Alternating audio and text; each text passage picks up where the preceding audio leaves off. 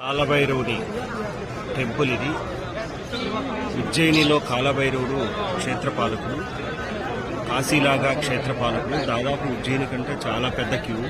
ఈయనకి అందరూ కూడా మామూలుగా ఇలా తీసుకెళ్తూ ఉంటే కొద్దిమంది మాత్రం వైన్ బాటిల్ తీసుకెళ్తున్నారు.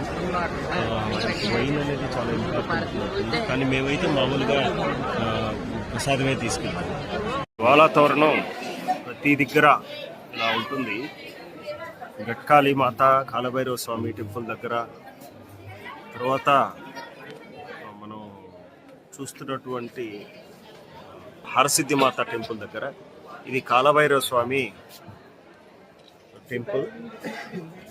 ఈ కాలభైరవ స్వామి టెంపుల్ దాదాపు చాలా పెద్ద క్యూ ఉంది. దాదాపు ఉజ్జయినిలో సగభాగం క్యూ ఉండేటువంటి పరిస్థితి ఉంది. చూద్దాం. నాకు కాలభైరవ స్వామి దగ్గర ఉన్నటువంటి పీఠం ఇది. గర్భాలయ ముఖద్వారం. దాదాపు 2 కిలోమీటర్లు నడిచి రావాలా కాలభైరవ స్వామి దగ్గరికి రావాలి అంటే క్యూ, అంత పెద్ద క్యూ ఉంటుంది. బాబాని కాలభైరవ స్వామిని మనం చూస్తున్నాం. ఉజ్జయిని